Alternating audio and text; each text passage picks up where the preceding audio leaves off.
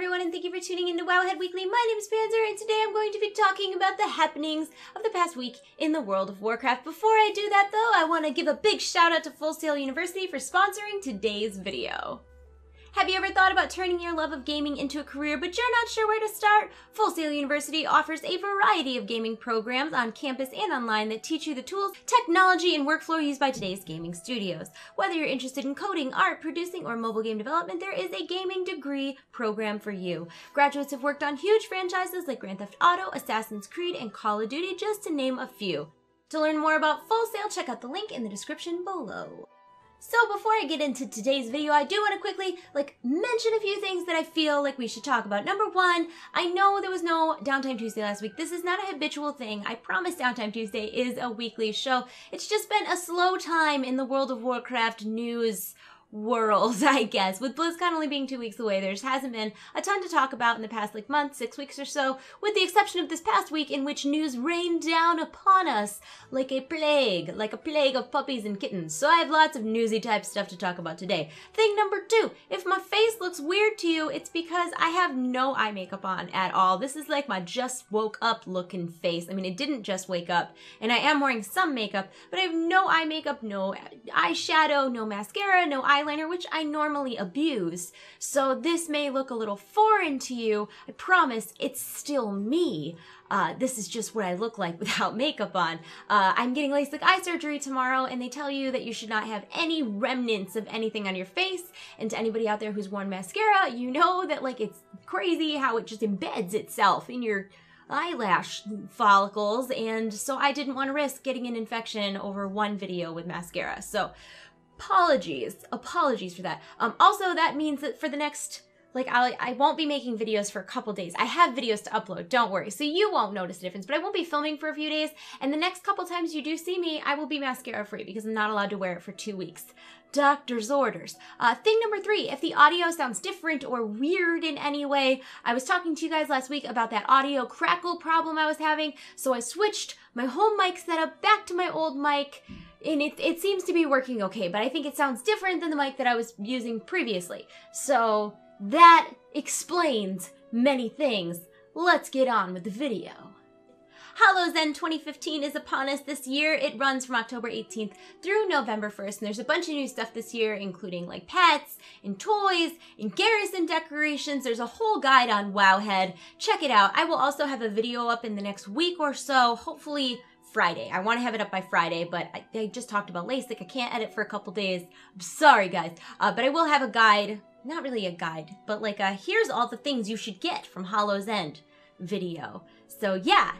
Links in the info below.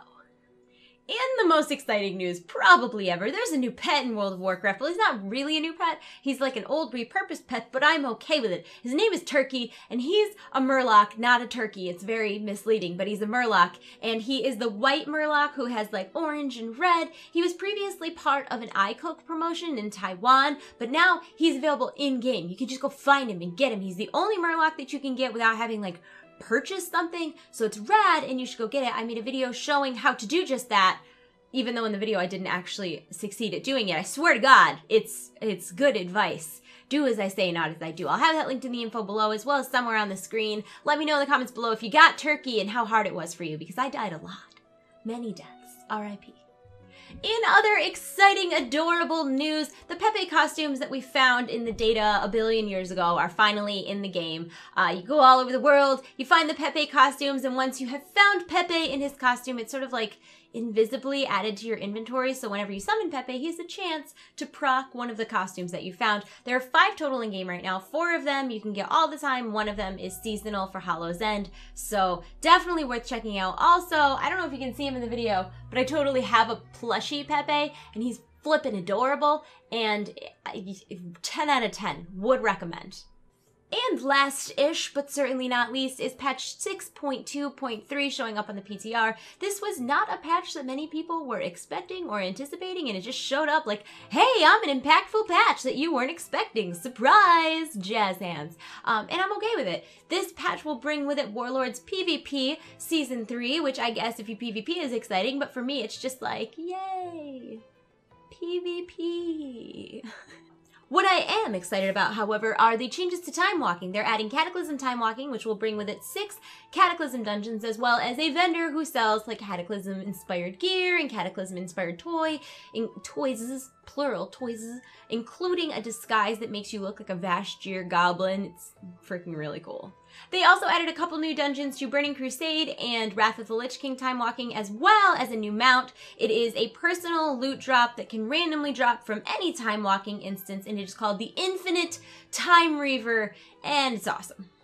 6.2.3 is also going to be improving the loot in World of Warcraft, at least some of it. Mythic dungeons will now drop gear that has a chance to be up to 725, as well as an heirloom trinket that will level up with you up to 110. So this is kind of like the mace that dropped out of Season... Well, I guess I got a mace, but not everybody got a mace. The weapon that dropped out of Siege of Orgrimmar, it has a chance to drop off of any mythic dungeon boss, and then the loot is a lot better. You can also now upload your loot... You know you're a YouTuber when. You can also upgrade your loot by 10 eye levels with Valor points, which drop in various ways. Not to mention, they also made Baleful gear better, so when you turn your Baleful token into a piece of gear, it has the opportunity to possibly be up to 695. All of these loot changes are sort of like a subtle nerf to Hellfire Citadel, but that's okay. I am always pro more people getting into normal, heroic, and mythic raiding. And speaking of mythic raiding, it will be available cross-realm once this patch goes live, which I think is a really, really well-needed change. As someone whose guild has a lot of trouble recruiting mythic raiders, if for no other reason than people actually have to server transfer before they can run a mythic with you, and you don't want to just let someone in your guild, in your raid group, if you haven't run with them, and they don't want to pay money if they're not going to be in your guild and be able to run with you. So it's like a whole mess of nonsense. So I'm really excited about this change because I think it'll make recruiting a lot easier, or if you just need to fill a spot and you have a friend who can do it, I think it's a good change. Thank you, Blizzard, for the good change. And before we leave the topic of 6.2.3, in Heroic and Mythic Hellfire Citadel, once the patch goes through, Archimonde will drop a fragment that you can go redeem, and it'll give you a quest, and then the quest line will eventually reward you with the Grove Warden Moose mount, and it is very exciting. This was originally coded as a store mount, and now it's going to be available in-game through Mythic or Heroic raiding. And a lot of people are upset because they wanted to just buy it, they didn't want to raid for it, but then a lot of people are really excited that there's this really cool, unique mount that isn't available any other way but raiding. So that's a thing that I guess you should know about. Or maybe you don't need to know about it, but now you do. And last but not least, Wowhead is giving away some virtual tickets to BlizzCon, so I figured I would bring that to your attention. It's a really fun contest that anybody can enter. It's very easy. You just head over to the appropriate Wowhead post, and you give them ideas for drink names for our BlizzCon party. So we're doing a bunch of like World of Warcraft themed drinks. So they'll be like the Blood of Manaroth. I don't know that that's really going to be a drink, but it's like an idea that I had. Like, you get it, right? Do I need to say any more? So I don't want to give them away, but like Mana Potion. You know, like give us ideas for drink names, and if we decide to use them, you will win a virtual ticket. Links in the info below. And also, let's just do that as our comment of the day as well. So if you have any cool names for drinks, leave them in the comments below. And while you're thinking about your names for drinks, let's check out our answers to last week's question.